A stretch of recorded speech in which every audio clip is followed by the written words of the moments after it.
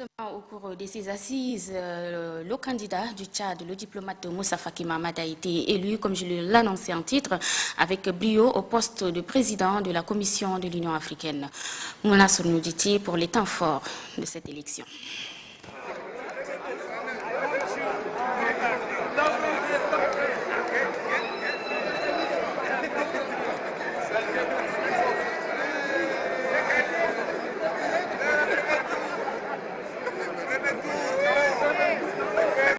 Ça y est, c'est officiel.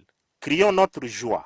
Le désormais ex-chef de la diplomatie tchadienne, notre compatriote Moussa Faki Mahamat, succède avec brio à la sud-africaine Dr Nkosazana Dlamini Zuma à la présidence de la Commission de l'Union africaine.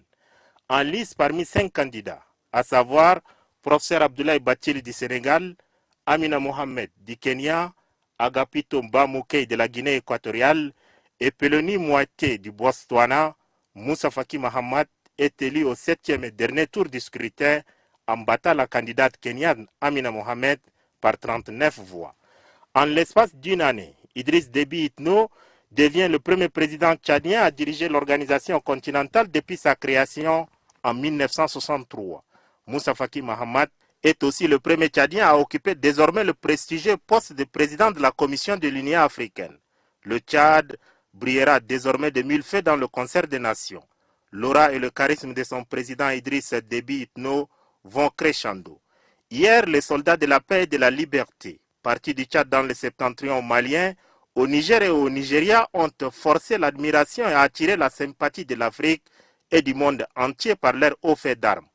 Aujourd'hui, la diplomatie tchadienne remporte une victoire sans tâche ni contestation à l'échelle du continent. L'honneur, le mérite, que dis-je, le sacre de cette élection de Moussa Faki Mahamat revient incontestablement au président de la République Idriss Déby Itno, qui a su mener une campagne de proximité auprès de ses pairs pour rallier le maximum de voix en faveur du candidat du Tchad. Bravo, Monsieur le Président de la République, bravo au Tchad.